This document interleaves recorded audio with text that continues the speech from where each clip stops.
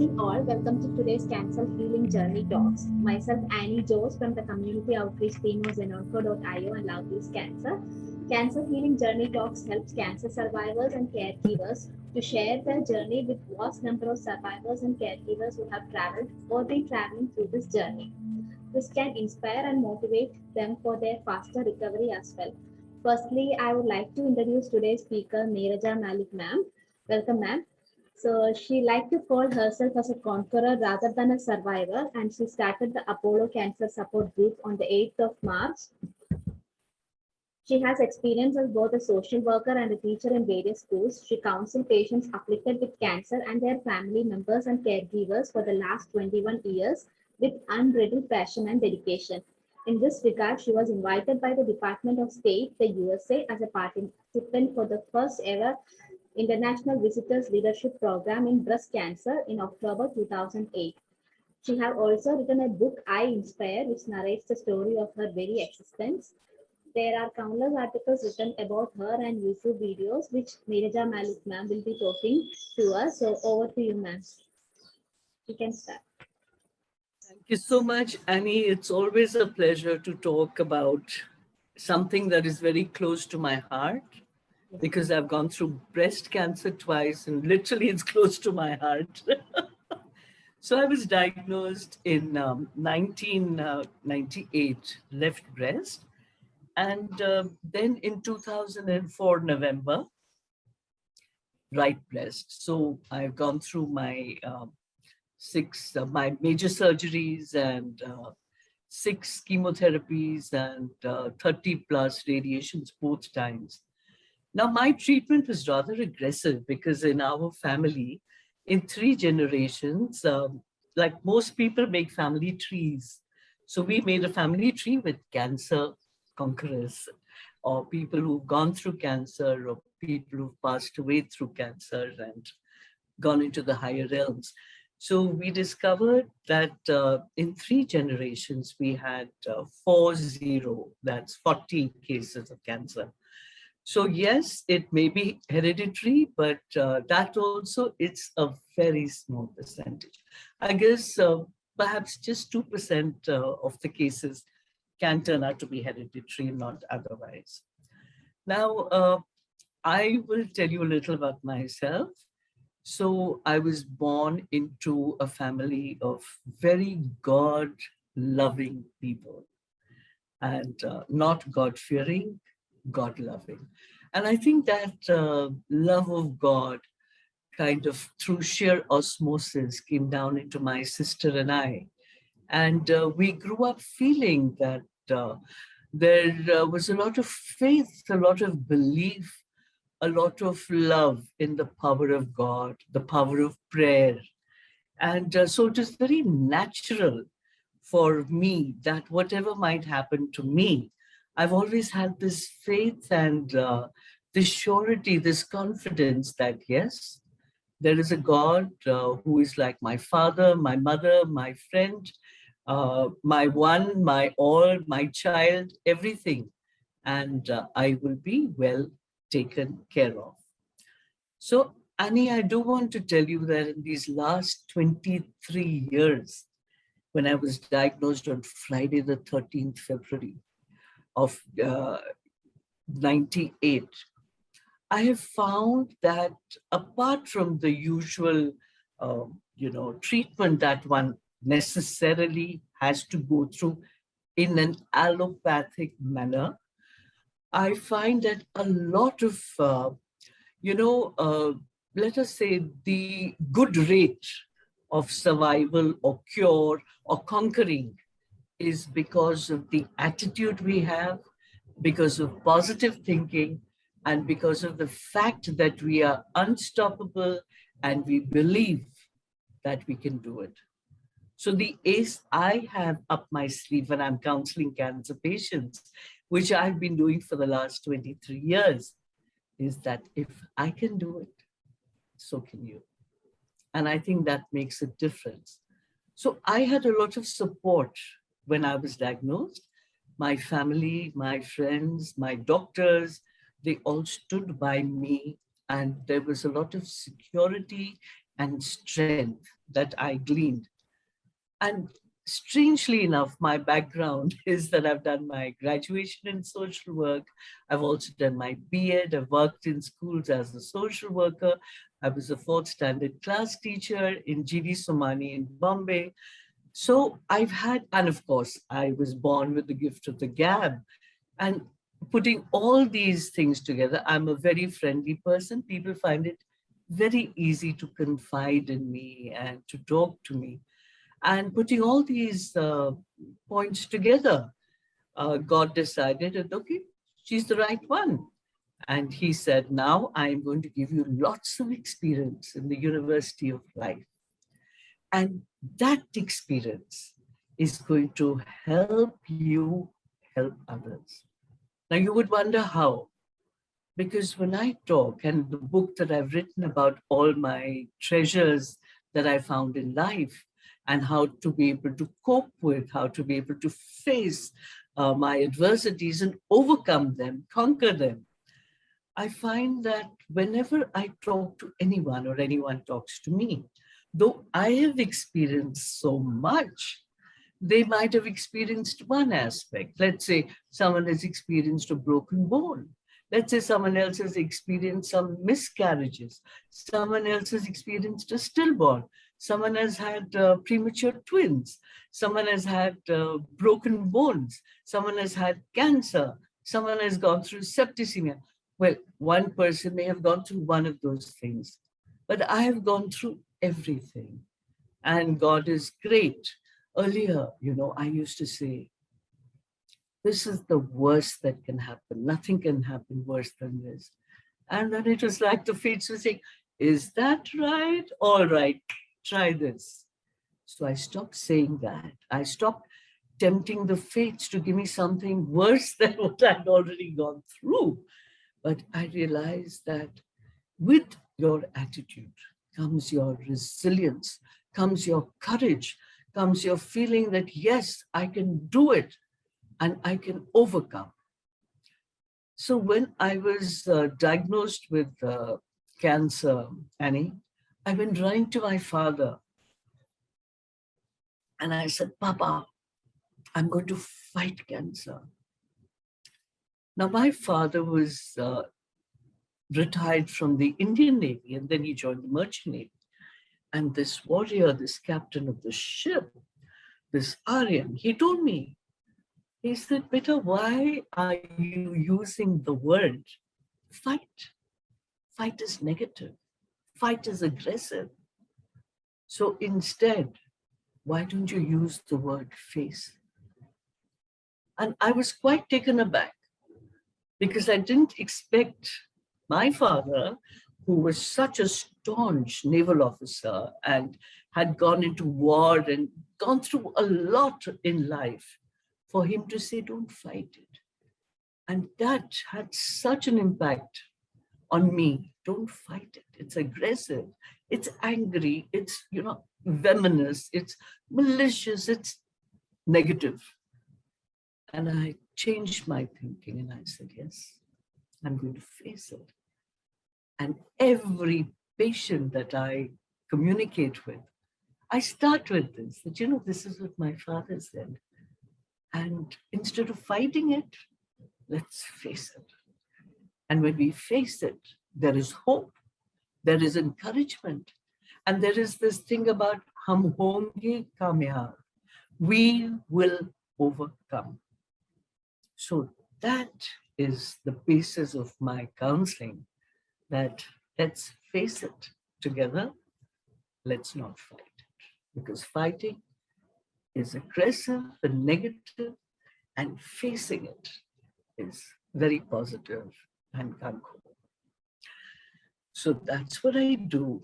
I'm still counseling cancer patients. I started the Pollachi Cancer Support Group, as you mentioned, in 2004. And on the 8th of March, Women's International Day. And since 2015, 26th of October, I've been counseling patients from my residence, from the phone, on Zoom, and it worked out perfectly during the pandemic because there are a lot of talks that I've been giving on the net. And what the pandemic has done is that because of these online sessions, I have been interviewed by people in Pakistan, people in New York. I have been giving talks all over the world, including an international school in Saudi Arabia. I mean, you name it, left, right, center, companies, schools, colleges, hospitals. It's just been so beautiful because I like to get this thought across that, you know, a lot depends on your attitude. And nowadays, with the advent of very good therapies because of science, progress in science and in medicine, you know, not only are the medicines improving, they're getting target therapies, etc., but even the medication to prevent the side effects of chemotherapy are much better. Because I tell you, I puked non-stop the first time in 98, but in 2004, I didn't. And the medicine, instead of anisetum, was given granny set and various other things. So I do want to say that cancer is curable, especially when it is caught early. And not only especially, even if it's caught late, it doesn't matter. Because with the doctors, with the medicines in India, as good as anywhere in the world, and with your personal attitude that yes, you can face it, you can overcome it, you can do it. So this is what I do. I've been counseling patients. I've written a book called I Inspire, and it's about the 10 treasures that I've found in life.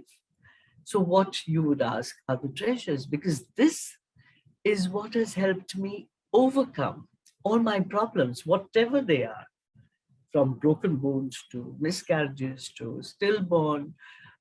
My twins were born 12 years after marriage because of all of these series of mishaps. And they were 2 months and 5 days premature. And they were only 7 when I was diagnosed.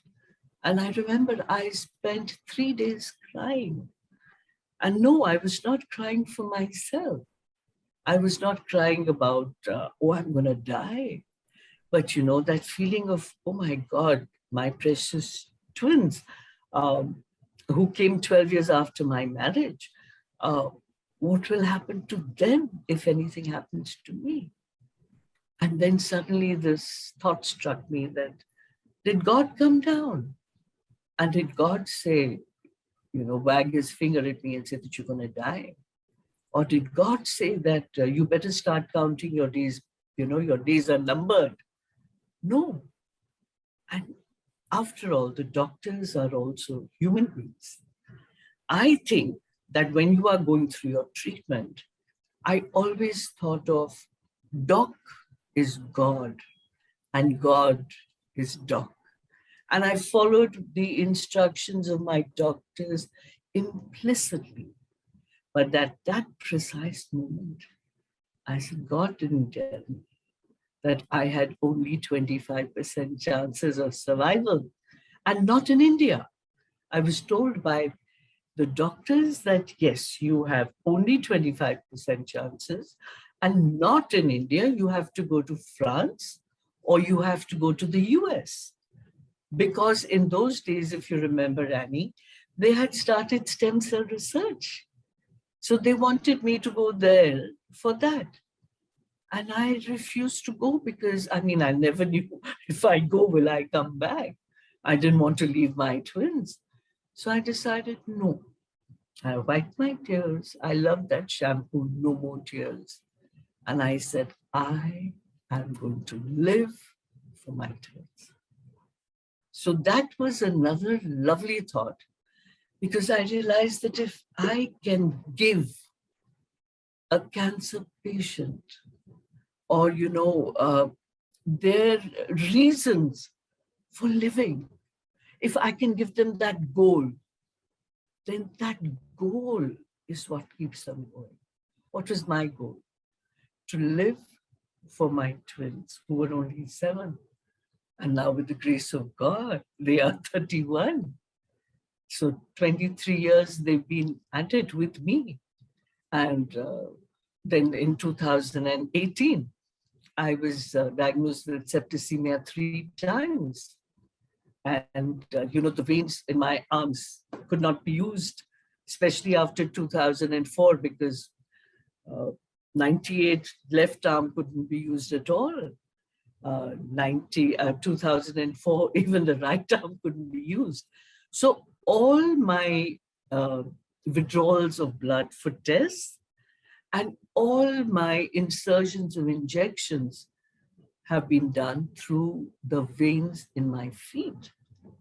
But by the time I was diagnosed in 2018 with septicemia, they tried to give me IV through my feet, the veins in my feet. But by that time, the veins in both my feet had been punctured so frequently that they just collapsed, they gave up. So I got 210 injections in the jugular vein. So they had to keep, and once the insertion takes place here, what happens is that gets the bacteria, spoils it, or some nurse pushes it in or yanks it out. I mean, there's a lot of confusion. But 210, because every 6 hours, every 8 hours, day and night, I had to keep getting these intravenous injections. So it's I've been through quite a bit, but I figured out that, if you do it smilingly, if you have a positive attitude, anything is possible, and you can win, win, win. So are there any questions that you'd like to ask me, Annie, or can I just keep talking? Just wanted to ask you, what was the symptoms? How did you notice that you were having cancer when it was diagnosed first in 1998? A lovely thought. So what happened is that in 98, I was very slimline. I was very athletic. School for the first national cross-country race of India. I was in the NCC, and I was the best shot, lying down, kneeling, standing. So I think that this physical activity during my childhood and my later on years helped me overcome a lot of things. So one day, I was, I used to do aerobics every day. So one day I felt a little twinge in my breast, the left breast, outer side. And I touched it, and, it was the size of a pea. There was a little lump, a little bump there.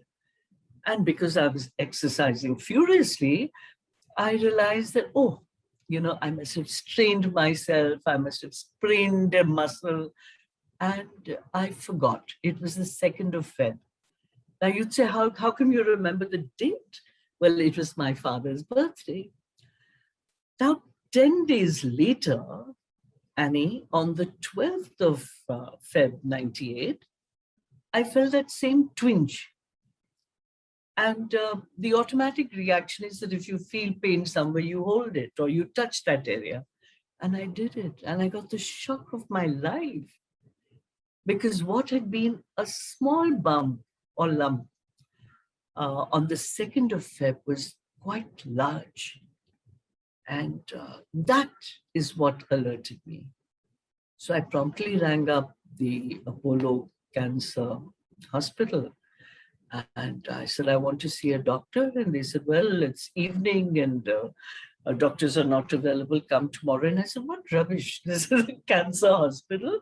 And I'm coming right now. So they said, okay, one doctor has gone on rounds and he'll see you. Please come. So I went, and this doctor, Dr. Stumpf, he checked me. His assistant, Dr. Ratna, was there, and he checked me thoroughly. And I explained to him that, this is what I felt. And he said, okay, very good. I said on the 2nd, it was this small, and I felt a twinge again on the 12th. That's now, today. And now it's become so big. And then he had lifted my arm and he was doing a thorough checkup. And he said, how long have you had this? And I said, this what? And he said, this lump, and I felt it in my armpit. And the lump in my armpit was bigger than the lump in my breast. So he said, how long have you had this? I said, I didn't even know I had it.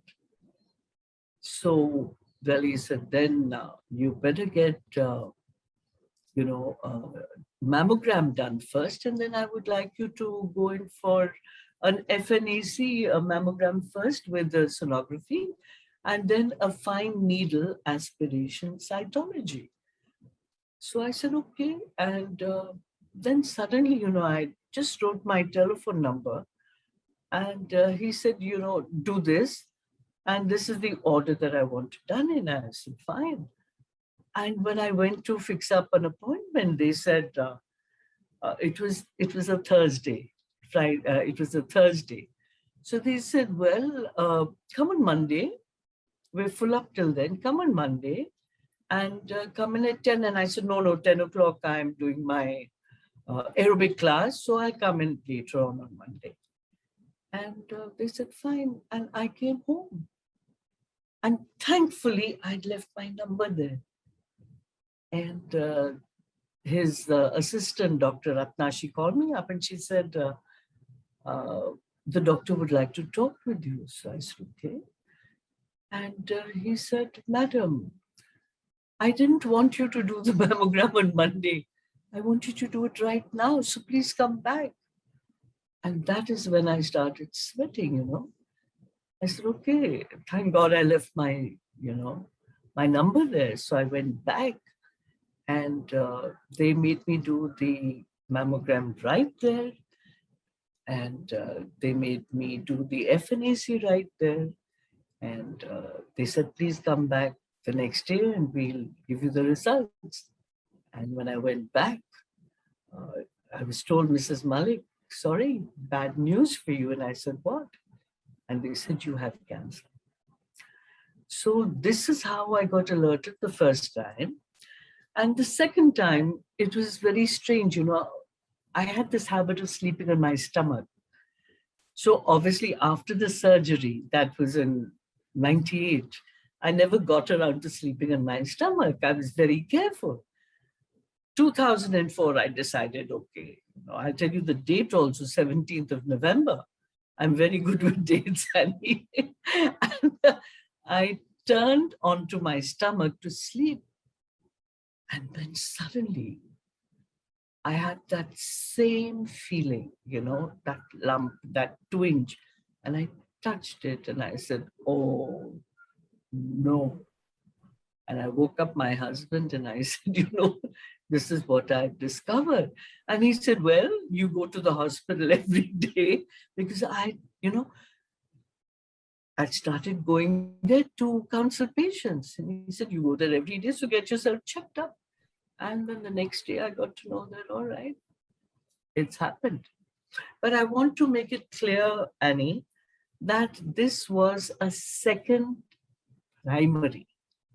It had nothing to do with the first. It wasn't a secondary. It was a second primary, but 7 years later. No connection between the two, but it was a separate entity in itself. And so that is how I discovered it both times. And I do want to tell you, Annie, that I have sent you my social media handles. And last year I was going through the YouTube and I discovered that, oh my God, I've got, so many videos on me. So I started my Neerja Malik official YouTube channel. And I think the third or the fourth from the bottom is a very beautiful 4.5 video on breast examination. And before putting it up, I gave it to Dr. Selvi Radhakrishnan, who started her own breast clinic, the first ever in Chennai. And she went through it and she was very happy with it. So only after, and she's a surgeon, very well known here and all over. So only after she said that, yes, it's a very good video on self-breast examination, did I put it up on my YouTube channel. So I would be very happy if people go to that and go through this 4.5-minute video, which very clearly explains how you should examine your breasts and what are the different feelings that you can have, and which are the correct days to do it every month, in tune with your periods, your menstrual cycle. So it would be well worth it. And Annie, I want to tell you one thing, that when I start talking or counseling a patient, the first thing I tell them is, you are not allowed to go on the net. Because when you start trying to find out about yourself, you become like a hypochondriac. You think that, oh my God, this is wrong with me. Oh my God, this is wrong with me. So it's not worth it, because if you ask 40 people, they will give you 40 different impressions. So I always tell my patients, you are banned, prohibited from going to the net, except if you want to read up on me on Google, or you want to go through whatever I have to say, or my videos, because I know for a fact that I will never say anything negative. And I want to tell you here that my blood group is AB positive, AB positive.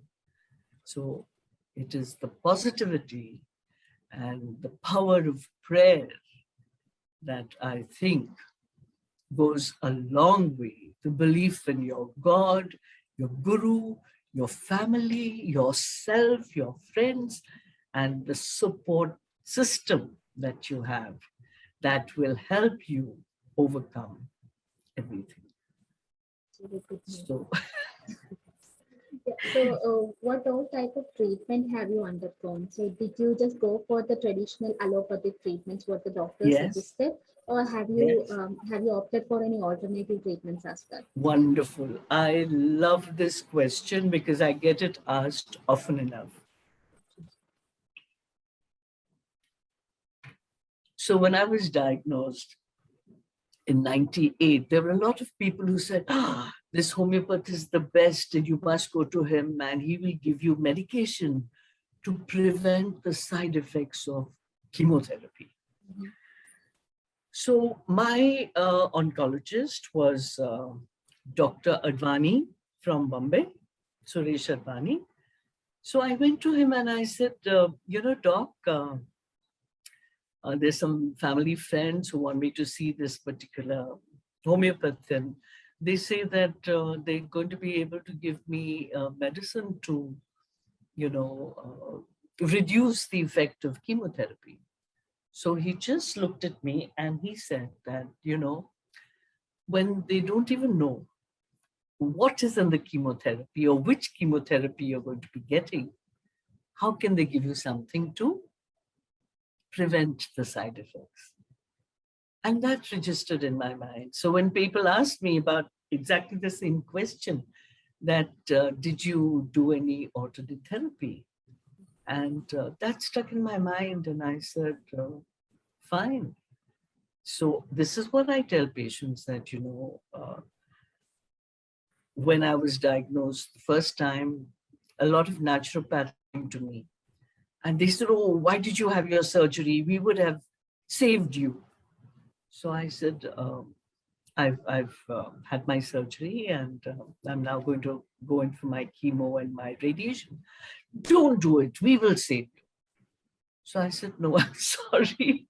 I want to just go the allopathic way, because a lot of people, as you know, Annie, I've mentioned, a lot of people have gone through it and a lot of them have had good lives. So I didn't want to, and with the idea for not going abroad was that I wanted to be alive and well and kicking for my children. So I didn't want to take any chances.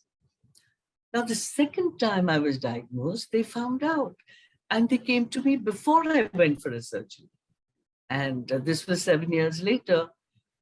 And they said, don't go for the surgery. We will help you and all that. And everyone has a right to their opinion and they can do exactly what they wish.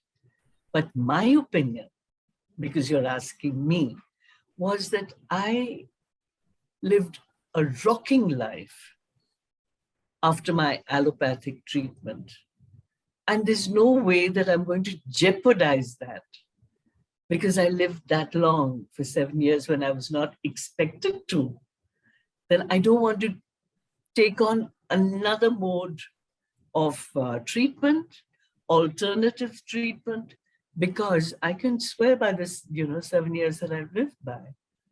And now 23 years later, with allopathic measures, God is great. I'm alive and well.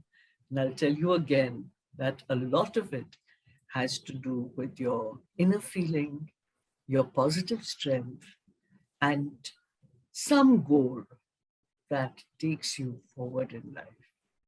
And then, of course, there's nothing that we can say.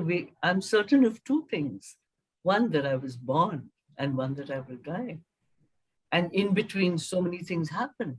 But if I start thinking every time something happens to me, that this is the be all and end all of existence, instead of thinking that it's just a bend, or instead of thinking that, this treatment is a short detour for me to get to where I am, or this mishap is a short detour and I'll be back to what I was, perhaps better than before.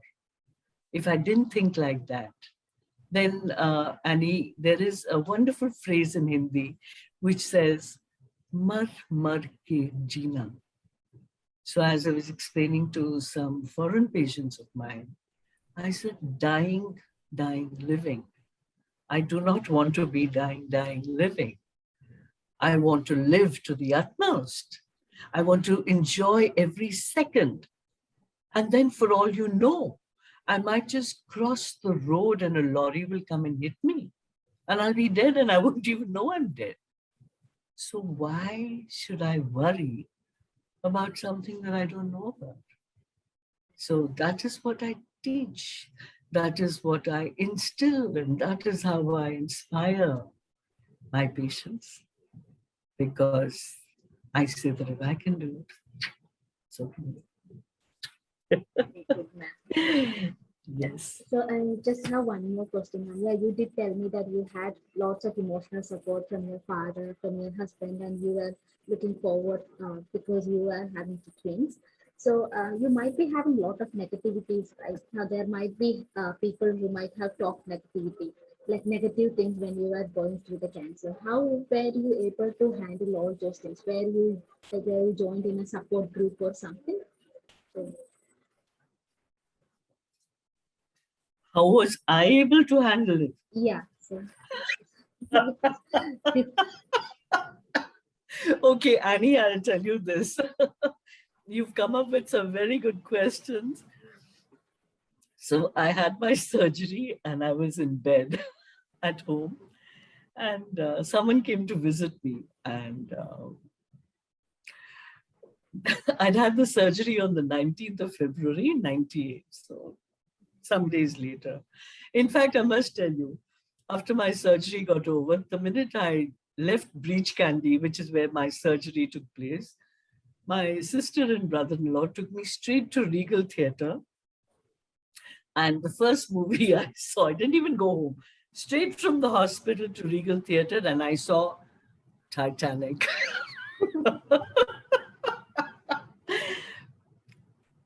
Now, after I got home, I got into bed, and a couple of days later, this lady came and she introduced herself. And she said, I said, so who are you? I mean, why did my doctor send you to me? And she said, well, I started this support group. Annie, you will not believe it. I got so excited. I said, support group? I'm going to go to Chennai and start a support group. And now, why did I say it? Because I've done my graduate, I know about casework, I know about group work, I know about community work. And I have the gift of the gab. I've done my B.Ed. I've been teaching kids. I said, wow. And you know what she told me? She said, sorry, you can't start it till 5. So I felt dejected, rejected, neglected. I felt terrible that I'm so excited about starting a support group. And she said, you can't. So I said, why can't I? And she said, you become a survivor in 5 years. So if anything happens to you in those 5 years, and you're counseling someone before the 5 years, then it will have a very disheartening effect on them. So I was very shattered. And I have to tell you, because my heart was soaring. Yes, I'll go back to Chennai, I'll start up. So I dropped the idea. Came back to Chennai. And December of the same year, my chittappa, my uncle called me up and said, listen, I have a friend and his brother has come from Calcutta and he's in your hospital. So my hospital, because I had been diagnosed in the Apollo Cancer Hospital, Apollo Cancer Specialty Hospital. So I said, my hospital? And he said, yeah, but you were diagnosed. I said, okay. He said, do you mind going and talking to him? I said, not at all. I mean, I love to talk, I'll go. And it never occurred to me, Annie, even once, that I haven't finished 5 years. I haven't even finished 1 year. I just went. And, you know, he was sitting like this on the bed and his wife, it was a Muslim family, the wife was crying into her dupatta. The atmosphere was very gloomy. So I walked in and I started talking. And you won't believe it. In next to no time, he was sitting like a Pathan on the bed. And the only thing missing was the hookah and the grapes. And she was running around perfectly fine, getting me tea, coffee, biscuits. Now the nurses noticed, the doctors noticed, the administrative staff noticed of the hospital that I had made a difference. So they promptly took my number. And after that, every day, I was getting calls from the hospital, come and meet this patient, come and meet. I started doing it. Now, if I had forced myself not to go for 5 years till I became a survivor, look at the amount of experience I would have missed out on. You understand? Who would have realized that, okay, not 5 years, but 7 years later? So 5 years I would have spent waiting. And then I would have started counseling. And then 2 years later, I would have been diagnosed. So I have this firm faith in God that whatever He chooses is the best. So the idea that I had of wanting to begin a support group fructified without my thinking about it. My uncle called me. I went to help someone. It got noticed and I started counseling I was diagnosed in February and I started counseling in December of the same year. And I've been doing right through the second diagnosis, the second treatment. I was actually talking to patients literally from my second surgery, bed. And with the cell phone, no one knows where you are. So they didn't even know that I'm talking to them. I've just finished my second surgery. So look at the amount of experience. So I always say, my dad said, face cancer, don't fight it.